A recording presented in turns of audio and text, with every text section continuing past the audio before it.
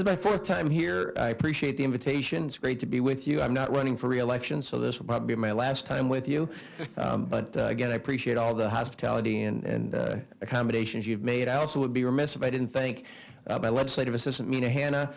Mina has been a great partner over the last 4 years here on the Hill. He's probably become one of the most knowledgeable people on the Hill on issues relating to the persecution of religious minorities, and he's been a great ally as we've gone on this journey, and his expertise and knowledge has been so helpful.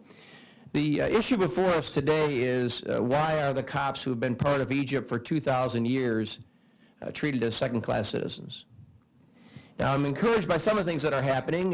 President Sisi has made a number of positive statements on this issue.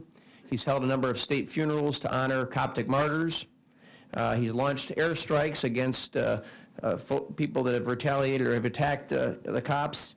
He continues to challenge the religious establishment, and he has stood by his promise to rebuild the churches that were bombed by the Muslim Brotherhood in August of 2013. He frequently says, however, that all Egyptians are equal. So why is it that there are no Copts in senior positions in the Defense Department, in the Foreign Ministry, in the Intelligence Department, in the military? There are no Coptic governors, and most significantly, there are no Copts on the national soccer team. So let's be clear, the bias and bigotry continues, and we have more work to do. Now, there is some good news.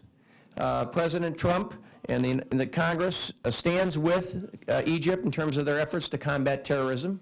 I think Secretary Pompeo will be even a better Secretary of State in that regard than Secretary Tillerson was because of his knowledge and experience on the Hill.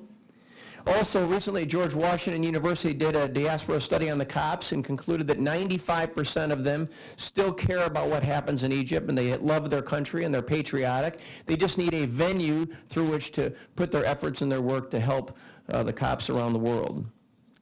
And while the government in Egypt has been slow to recognize and deal with the discrimination, we in Congress are working on the issue. French Hill and I think French will be here later today perhaps, French Hill and I introduced a resolution to not only recognize the importance of our relationship with Egypt, but also to draw attention to the discrimination against the Copts. And it has 40 co-sponsors, and I'm hopeful that it will come to the floor for a vote.